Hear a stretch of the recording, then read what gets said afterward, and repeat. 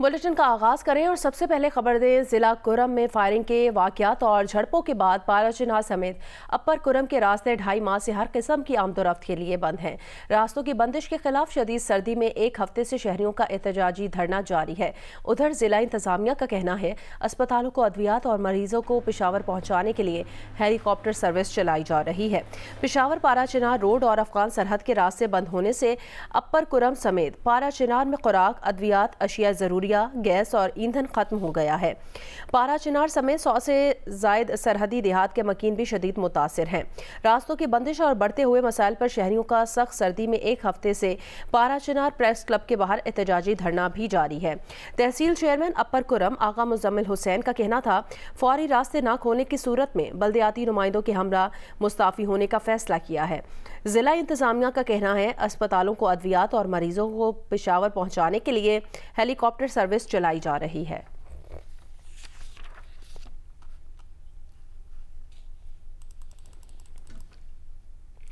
जिला कुरम में टल पाराचीनार मरकजी शाहरा को बंद हुए 79 दिन गुजर गए हैं। अद्वियात और खुराक का जखीरा खत्म हो गया है। ग्रैंड अमन जिरगा फरीकैन से मुज़ाकरात मुकम्मल करने के बावजूद अब तक किसी हतमी फैसले तक नहीं पहुंच सका। मुसलसल रास्तों की बंदिश से इलाके में अद्वियात ना पहुंचने के बायस पाराचीनार के अस्पतालों में जेर इलाज मरीजों को मुश्किलात का सामना है।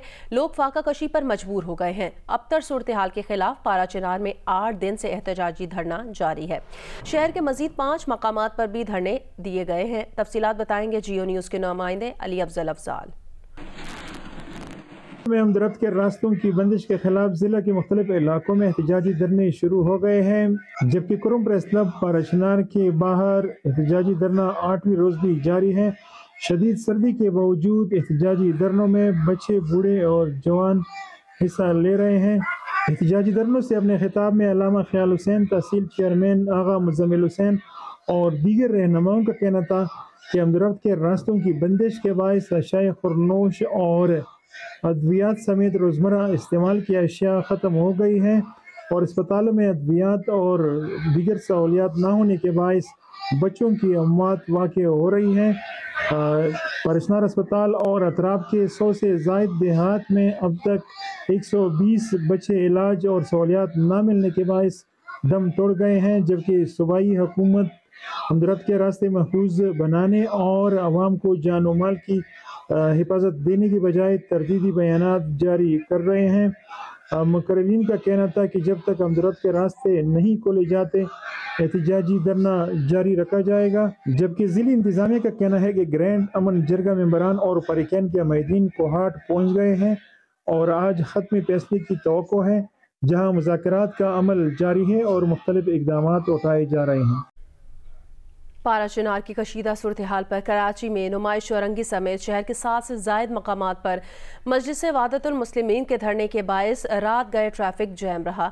ट्रैफिक पुलिस के मुताबिक शाहराह फैसल, काला छपरा से जानिब शहर और यूनिवर्सिटी रोड समामा शॉपिंग सेंटर के करीब एहतजाज खत्म हो गया, जिसके बायस ट्रैफिक बहाल कर दी गई।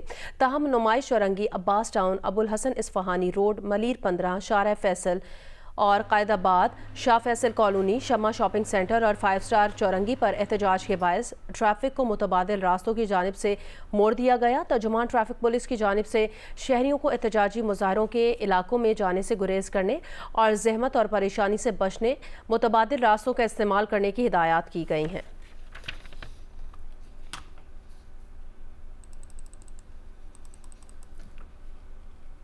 कराची में मजलिस वादतुल मुस्लिमीन की जानिब से शहर में मुख्तलिफ मकामात पर एहतजाज जारी है। शाहराह फैसल पर ड्रेग रोड से सूरत हाल बताएंगे जियो न्यूज़ के नुमाइंदे कमर अली मस्तोई। जी, मजलिस वादतुल मुस्लिमीन की जानिब से शहर में इस वक्त भी 5 मुख्तलिफ मकामात पर एहतजाज जारी है। शाहराह फैसल पर जो है वो नाता खान फ्लाईओवर पर एहतजाज जारी है। इसी तरह जो है वो मलीर 15 पर भी एहतजाज जारी है। ड्रेग रोड से जो एयरपोर्ट की तरफ जाने वाला शाहराह फैसल का ट्रैक है उस पर ट्रैफिक जो है वो मुअत्तल है। ट्रैफिक पुलिस का कहना है कि एयरपोर्ट से जो शहर की तरफ शाहराह फैसल का ट्रैक आ रहा है वहाँ पर जो है वो ट्रैफिक डबल चलाई जा रही है। इस वक्त हम डिग रोड पर मौजूद हैं। एक ट्रैक डिग रोड का शारा फैसल का डिग रोड से एयरपोर्ट वाले ट्रैक पर जाने बंद होने की वजह से सूरत-ए-हाल इस वक्त जो है इंतहाई यहाँ पर ट्रैफिक की ख़राब है। नुमाइश चौरंगी पर जो है वो एक ट्रैक जो है वो नुमाइश चौरंगी से गुरुमंदिर जाने वाला जो ट्रैक है वो ट्रैफिक के लिए बंद है। नुमाइश चौरंगी से अगर आप गुरुमंदिर से अगर आप नुमाइश चौरंगी की तरफ आ रहे हैं वो ट्रैक ट्रैफिक के लिए खुला हुआ है। इसी तरह अबुल हसन अस्फानी रोड पर जो है वो दोनों ट्रैक अब्बास टाउन के करीब ट्रैफिक के लिए बंद हैं। नॉर्थ नाज़िमाबाद में 5 स्टार चौरंगी पर जो है वो दोनों ट्रैक जो है वो ट्रैफिक के लिए बंद हैं। यूनिवर्सिटी रोड मुकम्मल तौर पर क्लियर है। वहाँ पर रात पर एहतजाज हो रहा था लेकिन अब एहतजाज जो है वो ख़त्म हो चुका है।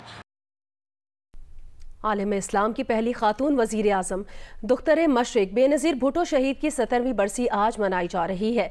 2 बार पाकिस्तान की वज़ीर आज़म बनने वाली बेनज़ीर भुट्टो ने अपनी ज़िंदगी में सियासी मुखालिफिन के साथ जनरल ज़ियाउल हक और जनरल मुशर्रफ की आमरीत का मुकाबला किया। 27 दिसंबर 2007 को रावलपिंडी लियाकत बाग में जलसे से वापसी पर जानलेवा हमले में दुनिया से रुखसत हो गईं। लाड़काना में शहीद मोहतरमा बेनज़ीर भुट्टो की 17वीं बरसी के मौके पर कारकुनान और रहनुमाओं की आमद का सिलसिला जारी है। सदर आसिफ अली जरदारी, बिलावल भुट्टो जरदारी, बख्तावर भुट्टो जरदारी और आसफा भुट्टो जरदारी नोडेरो पहुंच गए हैं। आलम इस्लाम की पहली खातून वज़ीर आज़म दुख्तर मशरिक बेनज़ीर भुट्टो शहीद की 17वीं बरसी आज मनाई जा रही है। 2 बार पाकिस्तान की वज़ीर आज़म बनने वाली बेनज़ीर भुट्टो ने अपनी ज़िंदगी में सियासी मुखालिफिन के साथ जनरल ज़ियाउल हक और जनरल मुशर्रफ की आमरीतों का मुकाबला किया। मोहतरमा बेनज़ीर भुट्टो की 17वीं बरसी के मौके पर मुल्क भर से कारकुनान की बड़ी तादाद सुबह सवेरे गड़ी खुदा बख्श पहुंचना शुरू हो गई है। तफसील जानेंगे जियो न्यूज़ के नुमाइंदे अली नईम से। अली, बताएगा बरसी की तकरीबात कब तक शुरू होंगी और दिन भर के शेड्यूल क्या हैं आज?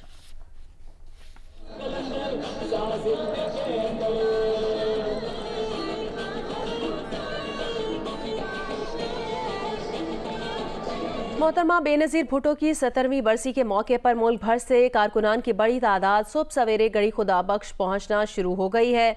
और आपको बताएं कि आलम इस्लाम की पहली खातून वज़ीर आज़म दुख्तर मशरिक बेनज़ीर भुट्टो की आज 17वीं बरसी मनाई जा रही है और कारकुनान की आमद का सिलसिला इस वक्त जारी है जो कि गड़ी खुदा बख्श पहुँच रहे हैं। अली नईम हमारे साथ हैं। अली नईम, बताएगा क्या डिटेल्स हैं, कारकुनान यहाँ पहुँच रहे हैं और तकरीबात जो होंगी आज उन कब तक शुरू होंगी?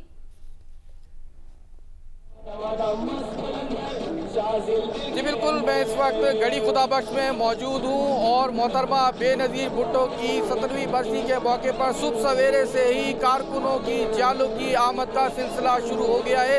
इस वक्त लाड़काना के अंदर गड़ी खुदा बख्श के मकाम पर काफ़ी सर्दी है, धुंध का भी यहाँ पे काफ़ी ज़्यादा है और जो कारकुन यहाँ पहुँच रहे हैं वो रास्ते में कहीं पर रुक कर सर्दी से बचने के लिए आग पर जो है अपने हाथ भी सेक रहे हैं। इसके साथ ही साथ यहाँ पर जो कारकुनान पहुँच रहे हैं काफ़ी पुरजोश है। हमारे कैमरामैन उसामा तलत आपको दिखा भी सकते हैं कि इस वक्त यहाँ पर जो कारकुन और जाले पहुँचे हैं वो अपनी शहीद कायद को खिराज अकीदत पेश करने के लिए मज़ार के बाहर मौजूद हैं। सिक्योरिटी रीजंस की वजह से इस वक्त मज़ार के दरवाजे बंद हैं और स्वीपिंग की जा रही है। उसके बाद यहाँ पर वॉक थ्रू गेट्स के ज़रिए से यहाँ पर चेकिंग के बाद कारकुनान को छोड़ा जाएगा, जालों को छोड़ा जाएगा जो मज़ार के अंदर जाकर अपनी शहीद कायद मोहतरमा बेनज़ीर भुट्टो और ज़ुल्फ़िकार अली भुट्टो शहीद को खिराज अकीदत पेश करेंगे। फातिहा ख़ानी की जाएगी, फूलों की चादरें चढ़ाई जाएंगी। इसके साथ ही साथ अगर आप मेरे अकब में देख सकें तो मेरे अकब में वो पिंडाल है जहाँ पर आज का जलसा मुनक़िद होगा। इस जलसे से पाकिस्तान पीपल्स पार्टी के चेयरमैन बिलावल भुट्टो जरदारी और सदर मुमलिकत आसिफ अली जरदारी भी खिताब करेंगे। यहाँ पर सुबह सवेरे से ही कारकुनान पहुँचना शुरू हो चुके हैं और पीपल्स पार्टी के रहनुमा से करने के लिए। खेल के मैदान से खबर है, सेंचुरियन टेस्ट के पहले दिन पाकिस्तान के बैटर्स नाकाम हो गए। टीम पहले इनिंग्स में 211 रन पर आउट हो गई। कामरान गुलाम ने 54 रन के साथ मुज़ाहमत की। सेंचुरियन टेस्ट के पहले रोज जनूबी अफ्रीका के खिलाफ पाकिस्तान की टीम 211 रन बनाकर आउट हो गई। कामरान गुलाम ने 54 रन की इनिंग खेली। कप्तान शान मसूद, साइम अयूब, बाबर आजम, मोहम्मद रिजवान और सलमान आगा बड़ी इनिंग न खेल सके। जनूबी अफ्रीका की जानिब से पैटरसन ने 5 और डेब्यू करने वाले बॉश ने 4 खिलाड़ियों को आउट किया। जवाब में खेल के इख्तिताम तक मेजबान टीम ने अपने पहली इनिंग्स में 3 विकेट पर 82 रन बना लिए थे। ओपनर एडन मार्करम 47 और कप्तान टेम्बा बवामा 4 रन पर नॉट आउट हैं। पाकिस्तान की जानिब से खुर्रम शहजाद ने 2 और मोहम्मद अब्बास ने 1 विकेट हासिल की। कराची में खेली गई Roshan Khan national team squash championship का मेंस इवेंट वापडा ने जीत लिया है। विमेन इवेंट का टाइटल आर्मी के नाम रहा। इवेंट के इख्तिताम पर स्क्वॉश लेजेंड जहांगीर खान ने इनामात तकसीम किए।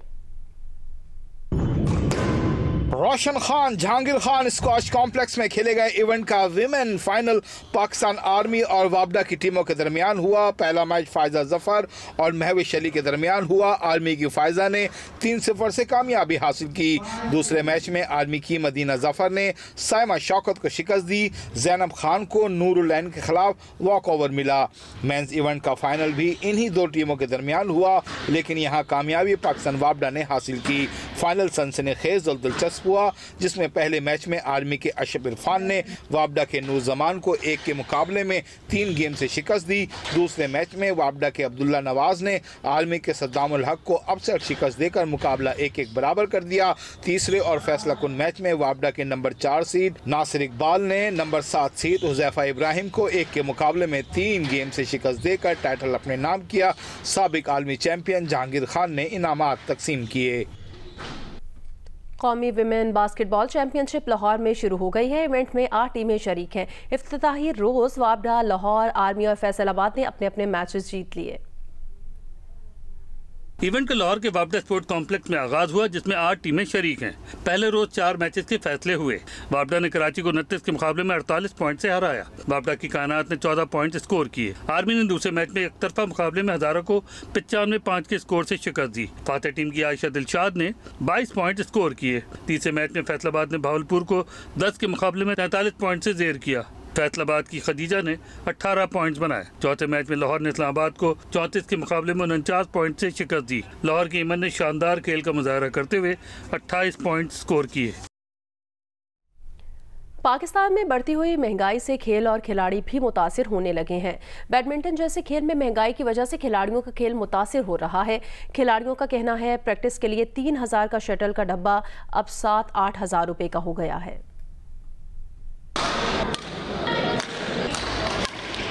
बैडमिंटन नौजवानों में एक मकबूल खेल है, लेकिन बढ़ती महंगाई की वजह से बैडमिंटन खेलने वाले परेशान दिखाई देते हैं। पहले सिर्फ रैकेट महंगे थे, अब तो शटल्स भी बहुत महंगी हो गई हैं। खिलाड़ी प्रैक्टिस के लिए 3-4 शटल इस्तेमाल करते थे, अब 1-2 से गुजारा करना पड़ता है।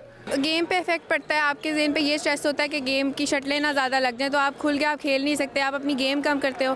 3000 की थी या 4000 की थी, अब अचानक से मेरे हाल से वो 7000 पे चली गई है। पहले जब हम शटल्स यूज़ करते थे 3-4 शटल यूज़ करते थे, अभी उसके बजाय हम 1 शटल से गुजारा करते हैं। रैकेट्स भी महंगे होते जा रहे हैं, उसके लिए भी हमें एक रैकेट ही मतलब कि काफ़ी टाइम चलाना पड़ता है। काफ़ी सारे प्लेयर्स का यही मसला होता है, वो इस वजह से काफ़ी सारे टूर्नामेंट्स में पार्टिसिपेट नहीं कर सकते, कॉज चीज़ें बहुत ज़्यादा महंगी हैं, लाइक रैकेट्स बहुत ज़्यादा एक्सपेंसिव होते हैं। नेशनल जूनियर बैडमिंटन चैंपियनशिप इन दिनों लाहौर में जारी है। मुंतज़मिन का कहना है कि अच्छा टैलेंट सामने आया है, लेकिन साजो सामान महंगा होने की वजह से परेशानी बनी हुई है। ये जो प्रैक्टिस के लिए शटलकॉक पाकिस्तान में आ रही है वो तकरीबन 7 से 8 हज़ार रुपये डज़न है, लेकिन ये जो हम यूज़ करते हैं टूर्नामेंट्स के लिए ये ज़रा ज़्यादा कॉस्टली होती हैं। खिलाड़ियों और मुंतज़मिन का मुतालबा है कि कौमी खिलाड़ियों को सब्सिडी मिलनी चाहिए ताकि वो बगैर किसी परेशानी से खेल जारी रख सकें। कैमरामैन मोहम्मद सफदर के साथ सुहेल इमरान, जियो न्यूज़, लाहौर। सिक्योरिटी फोर्सेस की खैबर पख्तूनख्वा में खवारिज के खिलाफ 3 मुख्तलिफ कार्रवाइयाँ। ऑपरेशन में 13 खवारिज हलाक कर दिया और 16 खवारिज जख्मी हुए हैं। शदीद फायरिंग के तबादले में मेजर मोहम्मद उवैस ने जाम शहादत नोश किया है। ISPR के मुताबिक सिक्योरिटी फोर्सेस ने 25 और 26 दिसंबर की खैबर पख्तूनख्वा में खवारिज के खिलाफ 3 मुख्तलिफ इंटेलिजेंस बेस्ड ऑपरेशन किए हैं। सिक्योरिटी फोर्सेस ने बनू के इलाके जानी खेल में इंटेलिजेंस बेस्ड ऑपरेशन किया। ऑपरेशन के दौरान सिक्योरिटी फोर्सेस ने खवारिज के ठिकाने को मौसर तरीके से निशाना बनाया, जिसके नतीजे में 2 खवारिज जहन्नुम वासिल हुए। एक और इंटेलिजेंस बेस्ड ऑपरेशन जिला शिमाली वजीरिस्तान में किया गया। फायरिंग के तबादले में 5 खवारिज हलाक जबकि 8 खवारिज जख्मी हो गए। शदीद फायरिंग के तबादले में मेजर मोहम्मद अवैस ने जाम शहादत नोश किया। मेजर मोहम्मद अवैस फ्रंट से ऑपरेशन की क़यादत कर रहे थे। सिक्योरिटी फोर्सेस ने तीसरी कार्रवाई जनूबी वजीरिस्तान में की। ऑपरेशन में 6 खवारिज हलाक जबकि 8 खवारिज जख्मी हुए। ISPR का कहना है इलाके में पाए जाने वाले किसी और खारजी के खात्मे के लिए क्लियरेंस ऑपरेशन जारी है और सिक्योरिटी फोर्सेस दहशत गर्दी की लानत के खात्मे के लिए पुरअज़्म है। हमारे बहादुर सिपाहियों की ऐसी कुर्बानियाँ हमारे अज़्म को मज़ीद मजबूत करती हैं।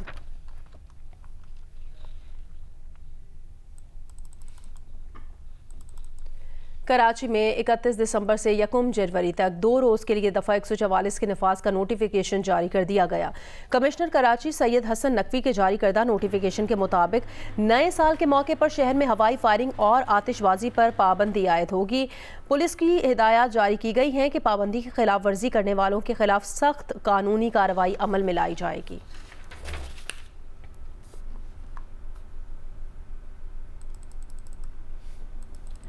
साबिक भारतीय वज़ीर आज़म और कांग्रेस रहनुमा मनमोहन सिंह 92 साल की उम्र में इंतकाल कर गए हैं।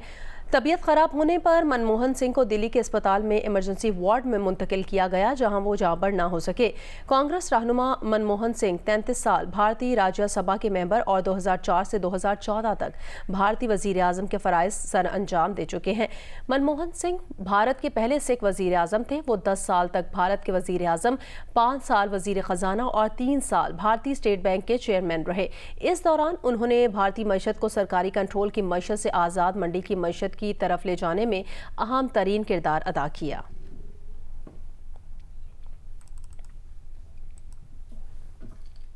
उर्दू और फ़ारसी के अजीम शायर मिर्ज़ा असदुल्ला खान गालिब की आज 227वीं सालगिरह है। मिर्ज़ा गालिब का कलाम पिछले 100 बरसों से बरे सगीर के नामवर तरीन गुलकारों ने गाया और सामाईन ने पसंद किया। इसमें से चीदा कलाम आपकी नज़र करते हैं।